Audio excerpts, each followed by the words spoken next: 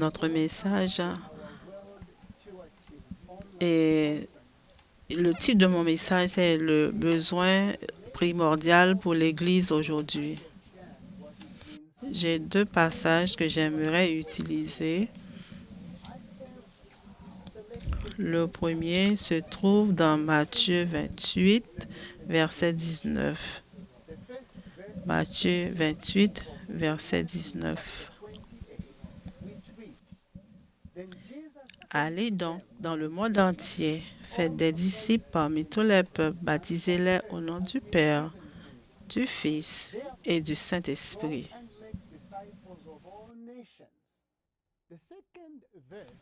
Le deuxième verset se trouve dans Actes chapitre 1er, versets 1 à 4. Un jour, alors on fait référence ici à Jésus, il leur a donné ce commandement: ne vous éloignez pas de Jérusalem, mais attendez jusqu'à ce que vous ayez reçu ce que le Père a promis. Car Jean a baptisé avec d'eau, mais dans quelques jours, vous serez baptisés du Saint-Esprit. Donc, quand ils avaient fini de manger ensemble, ils lui demandèrent: Seigneur, est-ce que c'est à ce moment-là que vous allez restaurer le royaume du ciel? Et il leur répondit: il ne vous est pas permis d'avoir la réponse. C'est le Père qui a choisi le moment exact. Mais vous serez capable de le discerner quand le Saint-Esprit viendra sur vous, et vous serez mes témoins à travers la terre entière. J'ai choisi avec dessein ces deux versets car il y a entre eux une certaine contradiction. Le premier dit aller partout dans le monde, et le deuxième dit restez ici, attendez le don que mon Père a promis.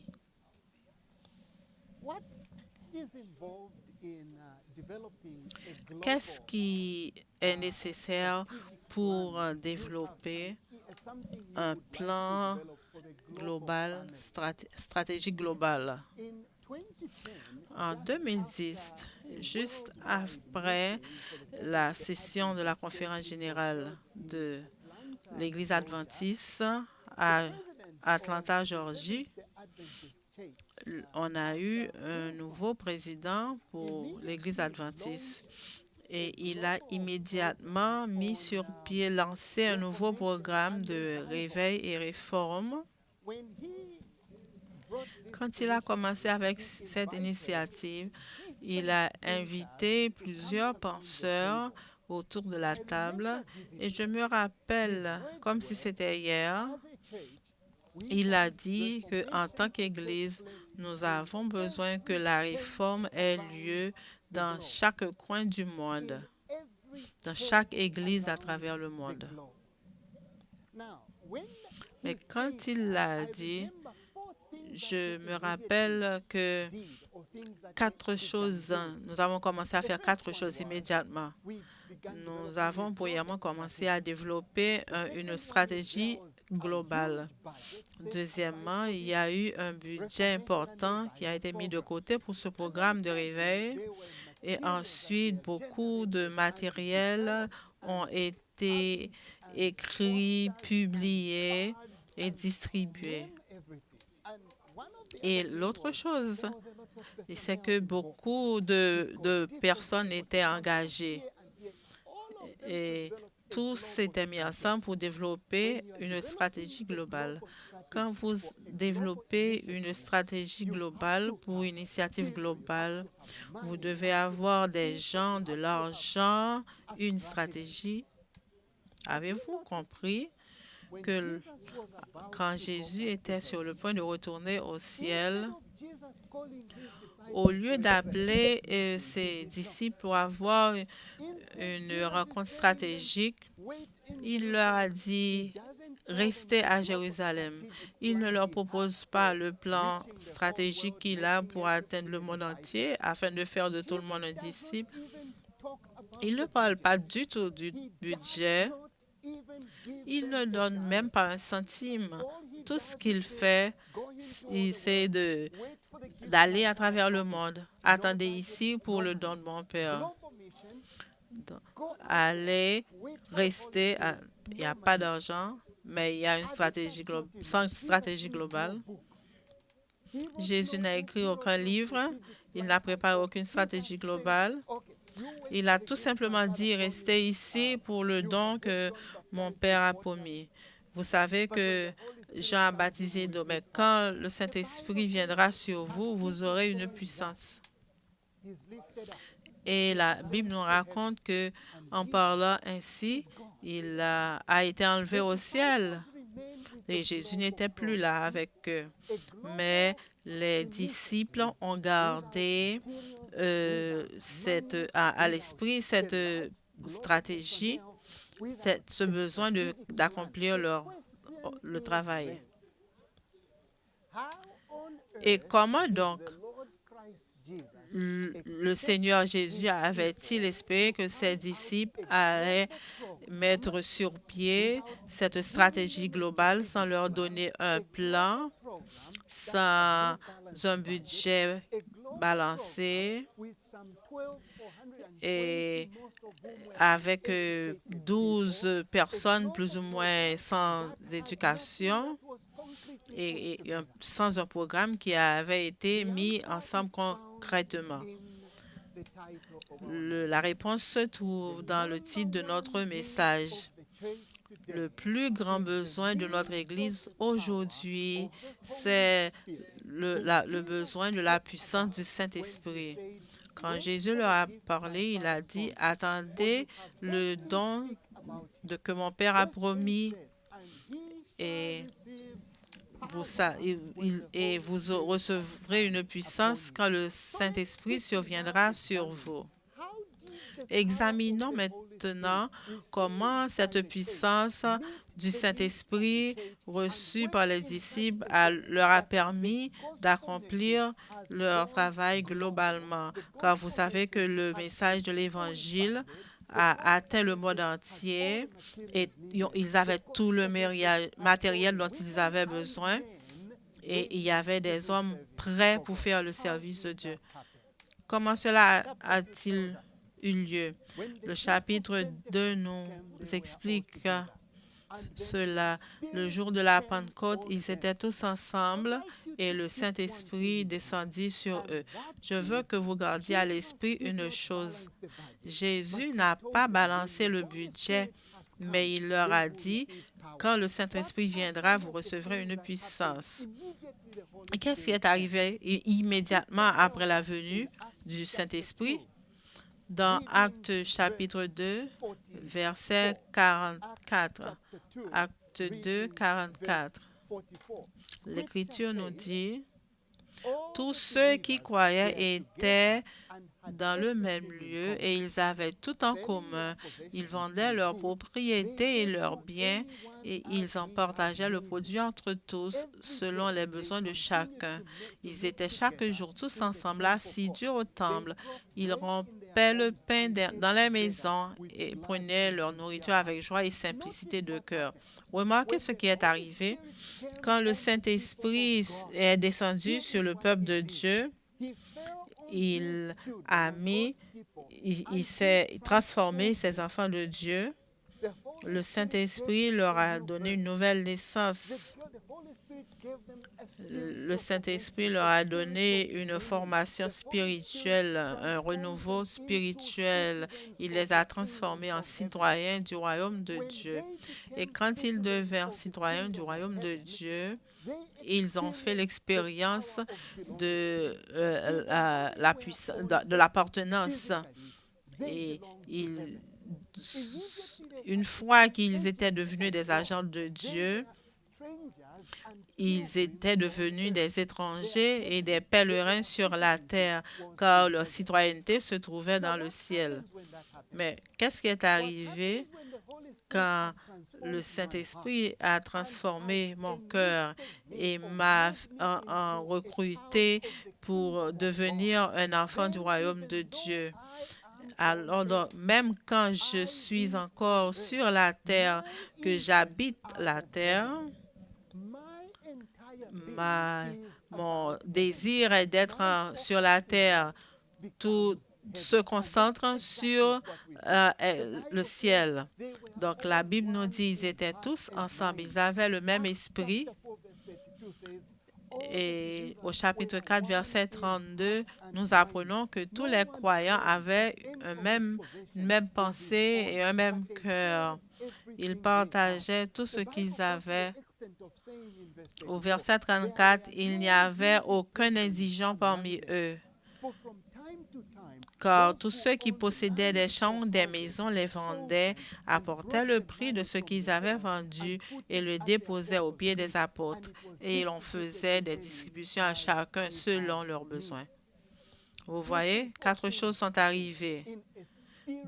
Quatre choses arrivent dans un enfant de Dieu qui est contrôlé et qui est rempli du Saint-Esprit et qui est rempli par le Saint-Esprit. Cet enfant appartient maintenant à Dieu. Et premièrement, le temps que vous utilisiez en tant qu'individu pour beaucoup d'autres choses sur la terre devient le moment de vous occuper des réalités célestes. Votre temps ne vous appartient plus, votre temps appartient à Dieu et vous dites, Seigneur, qu'est-ce que je fais avec le don du temps? Quand le Saint-Esprit contrôle le cœur d'un être humain, cette personne, selon ce que nous avons lu, ne considère plus ce qu'ils ont, les biens matériels, la richesse. Tout ça ne leur appartient plus. Ils disent, Seigneur, voici cette richesse que tu m'as donnée. Dis-moi comment l'utiliser. Attendez un moment. Et qu'en est-il de mes talents? Dieu a mis les femmes et les hommes sur la terre, et quand le Saint-Esprit vient et remplit une femme, qu'il remplisse un homme, ces personnes-là prennent les talents qui leur ont été donnés par Dieu pour les mettre au service du royaume de Dieu. Pourquoi les utiliser pour le royaume des cieux? Car cette personne n'a plus d'intérêt pour les choses de la terre et il a mis tous ses intérêts sur les choses du ciel. Donc, leurs esprits, leur temps, leur talent, leur argent, tout est mis au service de Dieu. Pourquoi? Parce qu'ils sont contrôlés par le Saint-Esprit, parce qu'ils sont citoyens du royaume du ciel. Et ils sont des étrangers sur la terre et ils accomplissent ce que Jésus avait dit. Ils sont dans le monde, mais ils ne sont pas du monde. Ils existent dans le monde à cause de la réalité, mais leurs esprits sont transformés. Ils sont enfants de Dieu. Et ça ne s'arrête pas là. En fait, quand le Saint-Esprit remplit une personne, le Saint-Esprit prend en contrôle l'être tout entier. Vous savez, ce concept-là, la Bible explique. Vous savez, vous ne vous appartenez pas. Votre corps est le temple du Saint-Esprit. Temple du Saint-Esprit, cela veut dire que l'être tout entier, l'être intégral, est maintenant entre les mains de Dieu. Quand le Saint-Esprit entre en moi, il prend le contrôle de moi-même, mon temps, mon argent, mes talents, tout cela est remis à Dieu. Et c'est ce que explique le verset 32, car il mettait tout au service de la communauté. La multitude de ceux qui avaient cru n'était qu'un cœur et qu'une âme. Nul ne disait que ses biens lui appartenaient sans propre, mais tout était commun entre eux. Il n'y avait parmi eux aucun indigent. De temps en temps, ceux qui avaient des terrains ou des maisons les vendaient Pourquoi quelqu'un vendrait son lot de terre pour l'investir dans le royaume de Dieu? Pourquoi? Parce que ce royaume est devenu le centre de leur vie. Et c'est ce qui se passe quand on est rempli du Saint-Esprit. C'est ce que nous voyons au cœur de la gestion chrétienne, car la gestion chrétienne consiste à donner euh, tous ces biens à Dieu, mus par la puissance du Saint-Esprit. Donc, quelqu'un qui devient un enfant de Dieu, qui vit sur la terre, mais dont l'esprit, dont la citoyenneté est du ciel. Donc, c'est ce qui est arrivé à Lydia dans Actes chapitre 16. Lydia était une femme d'affaires. Elle vendait des vêtements de pourpre, mais quand elle crut en Dieu et fut remplie du Saint-Esprit, elle a invité l'apôtre Paul, elle a invité et tous à venir et habiter chez elle. Une fois que Lydia s'est laissée contrôler par le Saint-Esprit, sa maison, sa vie, tout a été remis entre les mains de Dieu. C'est la même chose qui est arrivée à Dorcas dans Actes chapitre 19. Remplie par l'Esprit du Saint-Esprit, elle avait des talents. Elle avait la possibilité de coudre des vêtements et elle pouvait faire plein de choses. Elle les confectionnait pour les distribuer à ceux qui en avaient besoin. Pourquoi elle a fait ceci? C'est parce qu'elle croyait en Dieu et toute sa vie lui avait été consacrée. Et elle mettait ses talents à l'avancement du royaume.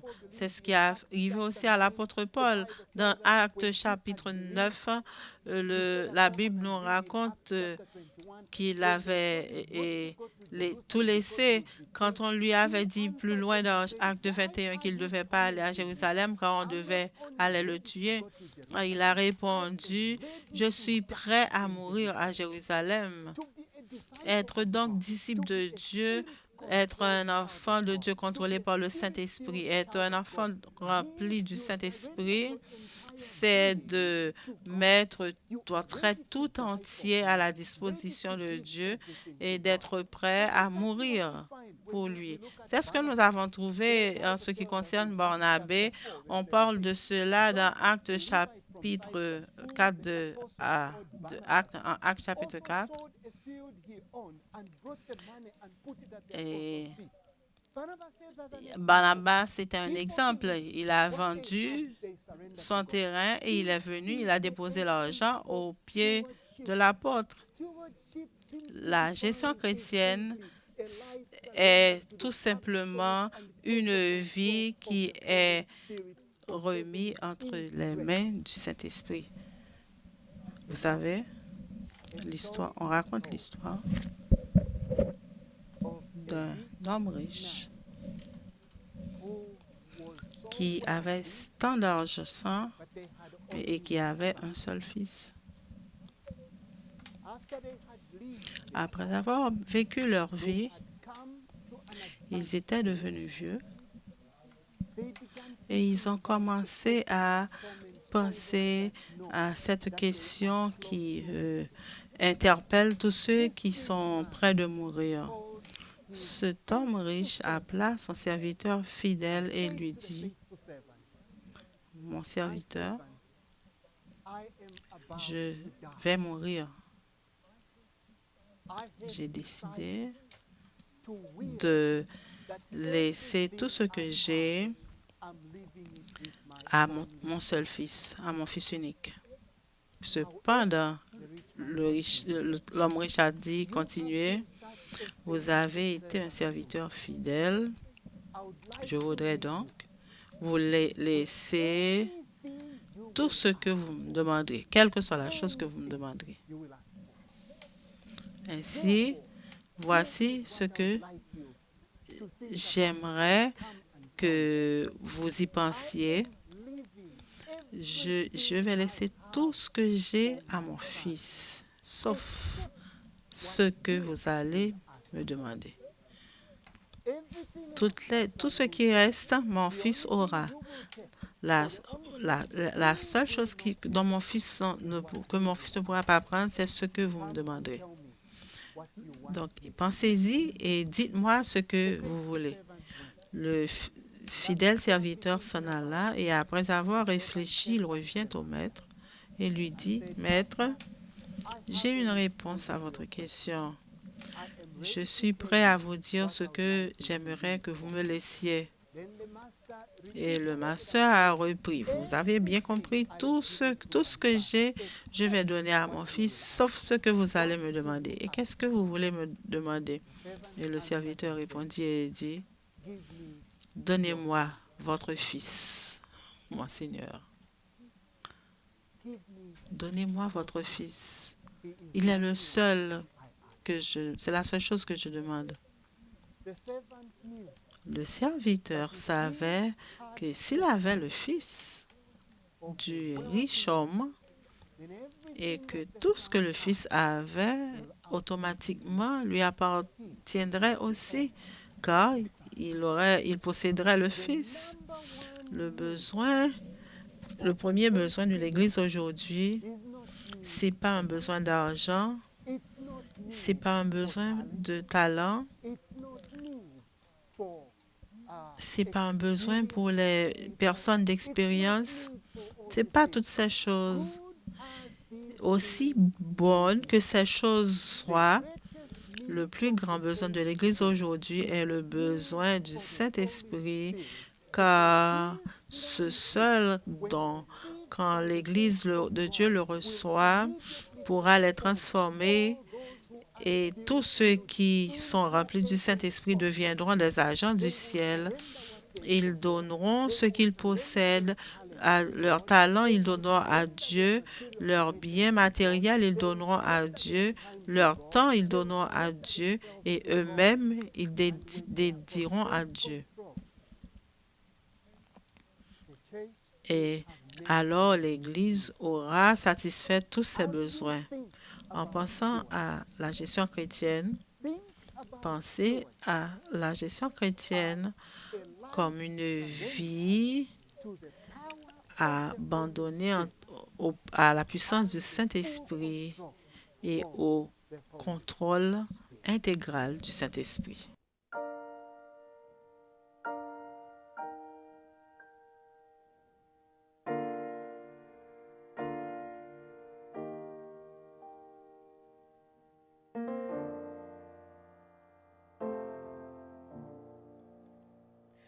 I hear the Savior say, thy strength indeed is small. Child of weakness, watch and pray. Find in me thine all in all. Jesus paid it all to him I owe.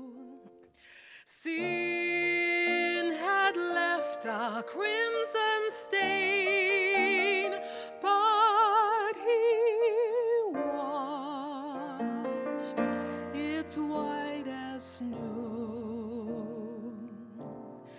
Though nothing good have I, whereby thy grace to claim, I'll wash my garments white in the blood of Calvary's Lamb. Jesus paid it all to him I owe. Sin had left a crimson stain,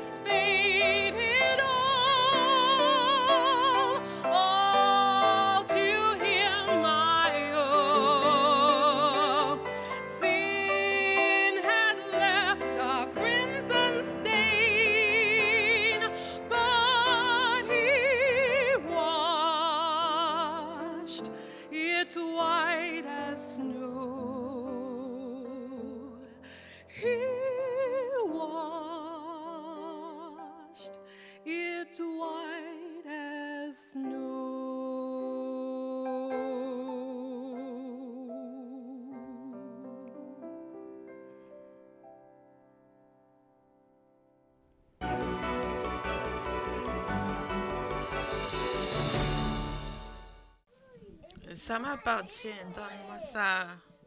Papa l'a acheté pour moi. Souvent, dis à mes enfants quand ils sont en train de se battre pour un jouet, je leur dis, je vous ai vu quand vous êtes arrivés au monde, vous n'avez rien. Tout ce que vous avez, vous avions donné, même ces jouets, c'est pourquoi il faut les partager. Cela est vrai pour chacun de nous. Dieu est le créateur et à qui appartient toutes choses. Tout ce qu'il y a, tout ce que nous avons, Dieu nous l'a donné et nous devons partager. Jouons ensemble. D'accord.